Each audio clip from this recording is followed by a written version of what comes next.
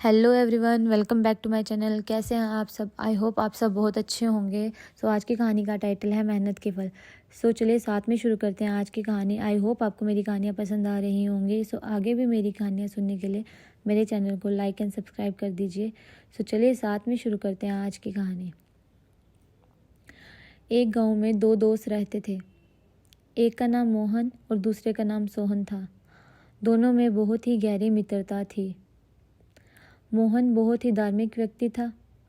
वह हमेशा भगवान की भक्ति में लीन रहता था, जबकि सोहन बहुत ज़्यादा मेहनती था।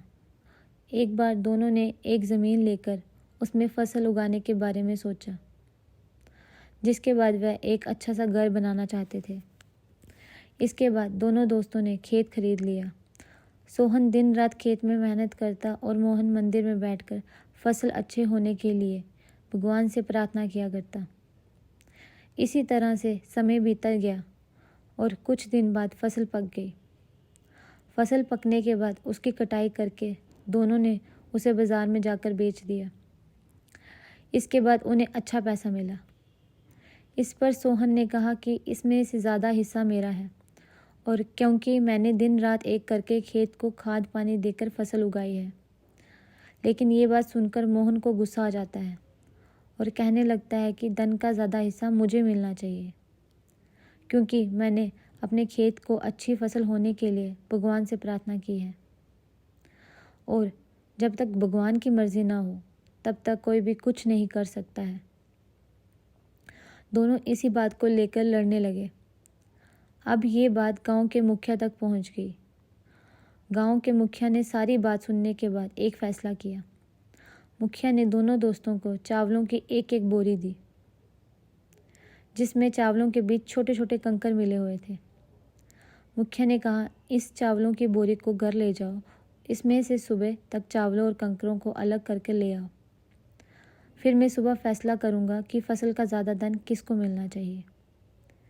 दोनों अपनी अपनी चावलों की बोरी को लेकर घर चले गए। सोहन अपनी चावलों की बोरी को खोलकर उसमें से कंकर अलग अलग करने में लग गया।